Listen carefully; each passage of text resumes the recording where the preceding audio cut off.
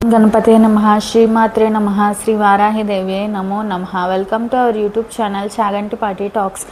గురు పరంపర పార్ట్ 1 మొదటి భాగం శ్రీ గురు చరిత్ర 40వ అధ్యాయం. శ్రీ గణేశాయ నమః శ్రీ సరస్వత్యై నమః శ్రీ గురుభ్యో నమః. సిద్ధయోగి శ్రీ గురులీలలు ఇంకా ఇలా వివరించారు. గంధర్వపురానికి కొన్నాడు నరహరి శర్మ అనే కుష్ఠరోగి వచ్చాడు. అతనిది యజుశాఖ గార్గేయ గోత్రము. అతడు స్వామికి నమస్కరించి చేతులు కట్టుకొని ఇలా మనవి చేసుకున్నాడు. స్వామి, మీరు సాక్షాత్తు పరంజ్యోతి స్వరూపులని, భక్తులపై వాత్సల్యంతో ఇలా భూమి మీద అవతరించారని విని మిమ్మల్ని ఆశ్రయించడానికి వచ్చాను. నా జన్మ ఈ కాల కింద మట్టి వలె వ్యర్థమైపోయింది. నాకు ఈ కుష్ఠవ్యాధి రావడం వలన ఎవరు నా ముఖం కూడా చూడకుండా నన్ను తిట్టుకుంటున్నారు. నేను వేదం అభ్యసించినప్పటికీ ఈ వ్యాధి వలన ఎవరు నన్ను భోజనానికి కూడా పిలవటం లేదు. అందరికీ జుగుప్సు గొలుపుతూ ఇలా బ్రతకడం కంటే చనిపోవడమే మేలనిపిస్తున్నది. ఎన్నో జన్మలలో చేసిన పాపాలన్నీ పేరుకొని నన్ను ఇప్పుడు ఇలా కట్టి కుడుపుతున్నాయి. ఈ బాధ భరించలేకున్నాను. ఈ తెల్ల కుష్ఠరోగం తొలగించుకోవడానికి ఎన్నో వ్రతాలు ఆచరించాను, ఎన్నో తీర్థాలు సేవించాను, దేవతలందరికీ మొక్కాను. కానీ దేని వలన ఈ వ్యాధి కించిత్తైనా తగ్గలేదు. చివరికి మీరే దిక్కని ఇక్కడికి వచ్చాను. నాపై మీకు కూడా దయగలగకుంటే నా ప్రాణాలు ఇక్కడే వదలాలని నిర్ణయించుకున్నాను. నన్ను ఎలాగైనా ఉద్ధరించండి స్వామి అని ఏడుస్తూ సాష్టాంగ నమస్కారం చేశాడు. శ్రీగురుడు అతన్ని కరుణించి, లెమ్మని చెప్పి, విప్రుడా, ఇదివరకు ఎన్నో పాపాలు చేశావు కనుకనే నీకు కుష్ఠవ్యాధి వచ్చింది. అది తొలగిపోవడానికి నీకు ఒక ఉపాయం చెప్తాము. దానివల్ల నీవు శుద్ధుడివై దివ్యమైన శరీరాన్ని పొందుతావు అన్నారు. ఇంతలో ఒక వ్యక్తి కొన్ని ఎండు కర్ర పుల్లలు తీసుకొని అటుగా వెళ్తున్నాడు. అందులో ఒక మేడి చెట్టు కొమ్మలు కూడా ఉన్నాయి. ఆ చెట్టు ఆ ప్రాంతంలోనే 4 సంవత్సరాల క్రిందట ఎండి మోడైపోయింది. ఆ యతీశ్వరుడు వాటిలోని ఒక మేడికర్రను చూపి నరహరితో, నాయన, నీకు ఈ మేడికట్ట ఇప్పిస్తాము. నీవు దాన్ని తీసుకుని పోయి మా మాట యందు దృఢ విశ్వాసం ఉంచి మేము చెప్పినట్లే చెయ్యి. దాన్ని సంగమంలోని సంగమేశ్వర ఆలయం వద్ద భీమానది ఒడ్డున భూమిలో నాటు. నిత్యం స్నానం చేసి ఈ రావి చెట్టుకు ప్రదక్షిణం చేసి 2 చేతులతో 2 కుండలు నిండుగా నీరు తెచ్చి 3 పూట్ల ఆ ఎండుకట్టకు పోస్తుండు. అది ఎప్పుడు చిగురిస్తుందో అప్పుడే నీ పాపం పోయి నీ శరీరం స్వచ్ఛమవుతుంది, వెళ్ళు అని చెప్పారు. నరహరి ఆయన మాటపై సంపూర్ణమైన విశ్వాసం ఉంచి ఆ కట్టెను భక్తితో నెత్తిపై మూసుకొని పోయి ఆయన చెప్పినట్లే చేయసాగాడు. అతను నిత్యం దీక్షగా దానికి నీరు పోయడం చూసిన వారంతా నవ్వి, ఓరి వెర్రి బ్రాహ్మణుడా, నీకేమైనా మతిపోయిందా?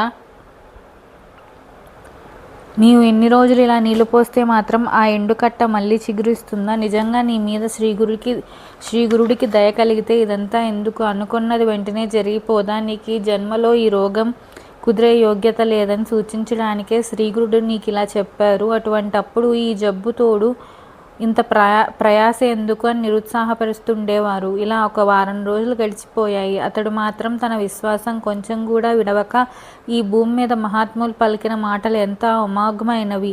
వారు సత్య సంకల్పులు కదా. గురుదేవుల వాక్కు అసత్యమలా అవుతుంది. వారి కృప వలన చచ్చిన వారెందరో బతకగా లేంది ఈ ఎండుకట్ట చిగుర్చడంలో ఆశ్చర్యమేమున్నది అని చెప్పి తాను మాత్రం తన నియమం ప్రకారం చేస్తుండేవాడు. అందరూ అతన్ని పనికి ఆశ్చర్యపోతుండేవారు. వారిలో కొందరు వెళ్ళి శ్రీగురునితో, స్వామి, మీరు ఆ రోజున ఆ కుష్ఠరోగికి ఎందుకు అలా చెప్పారో కానీ ఆ వెర్రి బ్రాహ్మణుడు ఆ మాటలు పట్టుకొని ఈ వారం రోజుల నుండి నీరైనా త్రాగకుండా ఆ కట్టను సేవిస్తున్నాడు. ఎవరేం చెప్పినా వినడం లేదు. అతని పిచ్చి అతనికి ఆనందమైనట్లున్నది. ఈ వృధా ప్రయాస ఎందుకు అని చెప్పిన వారందరితో అతడు, గురువు చెప్పినట్లే చేయడమే నా పని, వారు అన్నమాట నిలబెట్టుకొనడం వారి పని అని చెప్పి ఉపవాసాలు చేస్తున్నాడు. అతనికి మీరైనా చెప్పండి, లేకుంటే అతడు అలాగే చేస్తుంటాడని చెప్పారు. శ్రీగురుడు, ఈ భూలోకంలో గురువాక్యం ఒక్కటే తరింప చేయగలదు. దాన్ని విశ్వసించగల వారికి కోరినవన్నీ సిద్ధిస్తాయి. దానిని విశ్వసించలేకుంటే వ్యర్థమే. ఎవరి భావం ఎలా ఉంటే వారికి ఫలితం కూడా అలానే ఉంటుంది. దానిని తెలిపే ఒక వృత్తాంతం ఉన్నది, విను.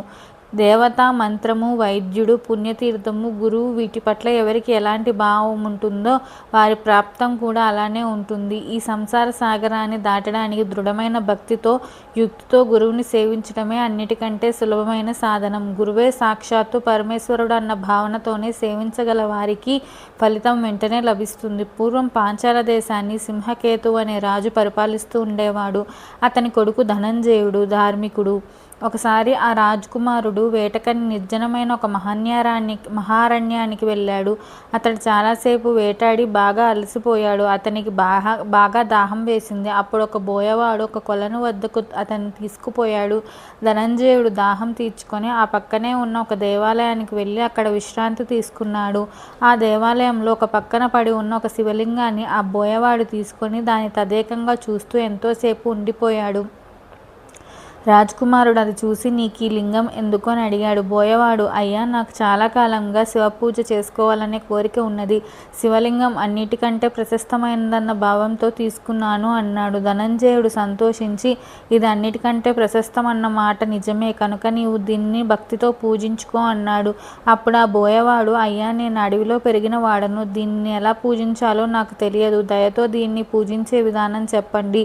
మీరే నా గురుదేవులను నమస్కరించాడు. ఆ రాజకుమారుడు ఇలా చెప్పాడు, అయితే చెప్తాను విను. దీనిని తీసుకొని పోయి నీ ఇంట్లో ఒక చోట శుభ్రం చేసి స్థాపించు. దీని రూపంలో సాక్షాత్తు శివుడే నీ ఇంట్లో ఉన్నాడు కనుక నీవు నీ భార్యతో కలిసి శ్రద్ధగా నిత్యం పూజ చేయి. ప్రతిరోజు శ్మశానం నుండి చితాభస్మము తీసుకొచ్చి అది శివునికి అర్పింపుము. నీవు ఎప్పుడేమి తిన్నా సరే ముందుగా దీనికి అర్పించిన ఆయన ప్రసాదంగా తింటూ ఉండు అని చెప్పాడు. ఆ బోయవాడి ఇంటికి వెళ్ళి ఆ ప్రకారమే చేయసాగాడు. ఒకరోజు ఎంత వెతికినా అతనికి చితాభస్మం దొరకనే లేదు. అతడెంతో బాధపడి తన భార్యతో, అయ్యో, ఈరోజు శివునికి పూజ సరిగ్గా జరగలేదు. గురువు ఉపదేశించినట్లే పూజ చేయాలి, కానీ మరొక రకంగా చేస్తే ప్రయోజనం ఉండదు సరిగదా. గురువు మాట జవదాటితే నరకము దరిద్రము వస్తాయి. గురువు చెప్పినట్లు చేస్తేనే పుట్టుక లేకుండా పోతుంది. అందుకోసం నేను ఎంత వెతికినా బూడిద దొరకనే లేదు. ఈ ఒక్కరోజు ఆయన చెప్పినట్లు చేయలేకపోతే ఇన్ని రోజులుగా చేస్తున్న పూజంతా వ్యర్థమైపోతుంది. పూజా సమయం కూడా దాటిపోతున్నది. ఇంకా నేనేం చెయ్యాలి? అది దొరకకుంటే నా ప్రాణమైనా విడుస్తానని దుఃఖించాడు. అతని భార్య అతన్ని ఓదార్చి, దానికోసం అంత బాధపడతావేమి? మన ఇంట్లో ఎన్నో కట్టెలున్నాయి. వాటితో నన్ను దహనం చేసి ఆ బూడిద శివునికి అర్పించు. భయపడవద్దు. నీవు వ్రతభంగం చేసుకోవద్దు. శివపూజ కోసం నా శరీరమే అర్పించడం కంటే సంతోషం ఏమున్నది? ఇది ఏనాటికైనా చచ్చి బూడిద కావాల్సిందే కదా. అటు దాన్ని శివపూజకు అర్పించడం కంటే కావాల్సిందేమున్నదని ధైర్యం చెప్పింది. అప్పుడు అతడు, నీవు పడుచుదానివి. సంసార సుఖం కూడా నీవు పూర్తిగా అనుభవించలేదు. ఒక బిడ్డనైనా కనలేదు. సూర్యచంద్రుల సాక్షిగా నిన్ను ఏలుకుంటానని భాష చేసి నేను నిన్ను చేతులారా చంపుకుంటానా? అలా చేస్తే నాకెంతో పాపం వస్తుంది. ఆడదానిని చంపినందుకు నన్ను అందరూ నిందిస్తారు.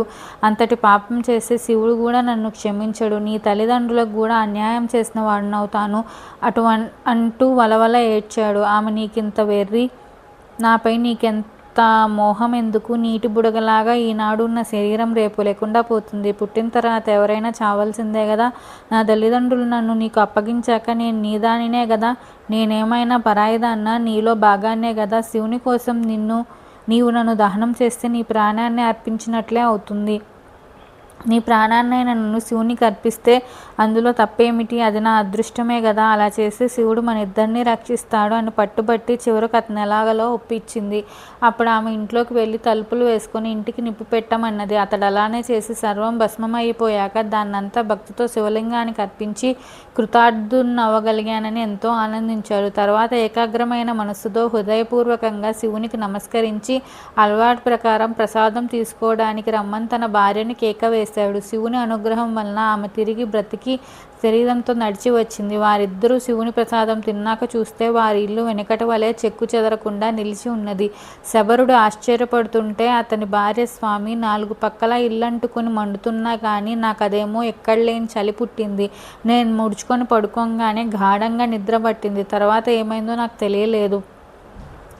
మీరు పిలవగానే మెలకు వచ్చి లేచి వచ్చాను.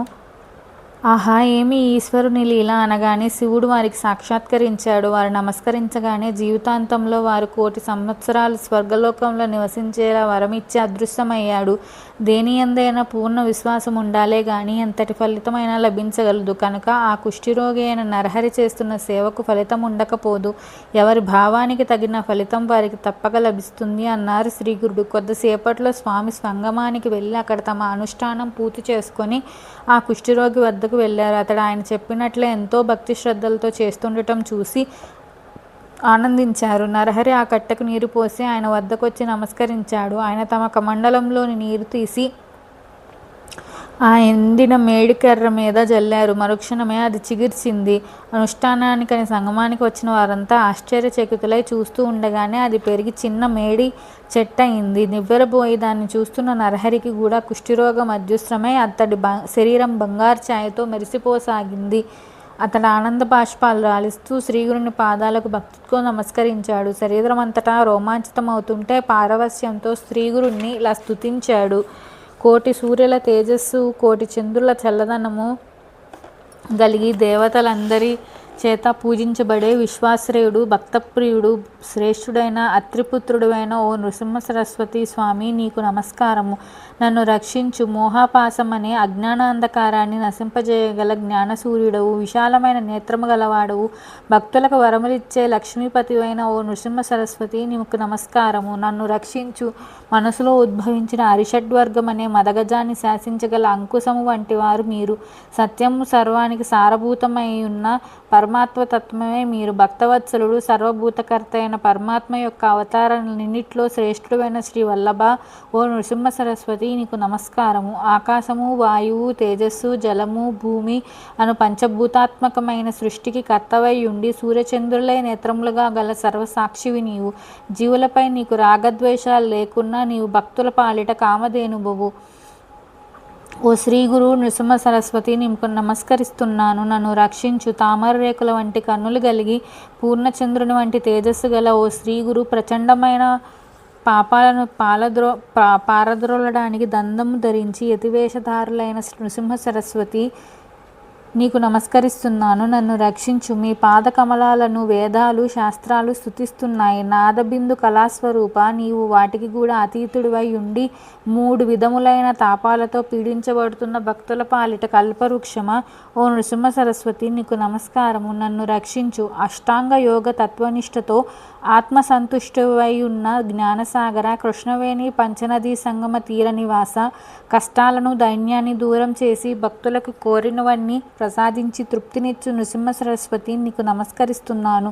నన్ను రక్షించు. నిత్యము ఈ నృసింహ సరస్వతీసుని అష్టకం ఎవరు చదువుతాడో వాడికి జ్ఞానానుసారము దీర్ఘాయువు, ఆరోగ్యము, సర్వసంపదలు, 4 పురుషార్థాలు లభిస్తాయి. ఈ అష్టకం ఘోరమైన సంసారం అనే సముద్రాన్ని తరించడానికి మంచి సాధనము. నరహరి కన్నీటితో స్వామి పాదాలను అభిషేకించి వాటిని విడవక అలానే పడి ఉన్నాడు. శ్రీగురుడు అతనికి అభయం ఇచ్చి జ్ఞానరాశి అవుదుగాక అని అతన్ని ఆశీర్వదించి చేపట్టి లేవదీశారు. అక్కడ చేరిన వారందరూ ఆ గురుమహత్యం చూసి ఆశ్చర్యపోయి ఆయనకి నమస్కరించారు. అప్పుడు వారందరినీ తీసుకుని ఆయన గంధర్వపురంలోని తమ మఠానికి చేరుకున్నారు.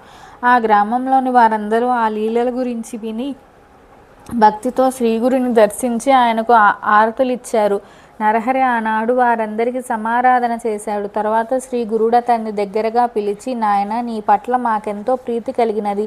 నీవు గోవులను, సంపదలతో ఐహిక సుఖాలన్నీ అనుభవించగలవు. నీ వంశంలో జన్మించిన వారందరూ వేద శాస్త్రజ్ఞులు, శతాయుష్మంతులు అవుతారు. నీకు 3 కొడుకులు పుడతారు. వాళ్ళు ఒకడు యోగి అయి మా సేవ చేస్తాడు. నీకు పరమార్థికమైన శ్రేయస్సు కూడా లభిస్తుందని ఆశీర్వదించారు. తర్వాత శ్రీగురుడు అతనికి అష్టాంగ యోగమును ఉపదేశించి విద్యాసరస్వతి మంత్రాన్ని కూడా ఉపదేశించి, నీకు యోగీశ్వరుడు అని పేరు పెడుతున్నాను. నీ భార్యాబిడ్డలను తీసుకొచ్చి మా సన్నిధిలోనే ఉండు అని చెప్పారు. నామధారక శ్రీగురుని ప్రసాదం వలన నరహరి శర్మకు 3 కొడుకులు పుట్టి గురుభక్తి వలన ఎంతో వృద్ధిలోకి వచ్చారు. స్వామిని నమ్మిన వారిని ఆయన ఎంతగానో అనుగ్రహిస్తారో చూచాము కదా. అంతేకాదు భక్తితో అతడు చేసిన స్తోత్రం అంటే శ్రీగురునికి ఎంతో ప్రీతి. ఆ స్తోత్రంలోని వ్యాకరణ దోషాలు, ఛందో దోషాలు ఉన్నాయి. ఎవరైనా ఆ తప్పులు దిద్దబోతే శ్రీగురుడు అంగీకరించక ఆ స్తోత్రం అలానే చదవాలని చెప్పేవారు. 40వ అధ్యాయం సంపూర్ణం. శ్రీ దత్తాయ గురవే నమః. శ్రీ శ్రీపాద శ్రీవల్లభాయ నమః. శ్రీ నృసింహ సరస్వత్యే నమో నమః. Please subscribe our channel. Thank you.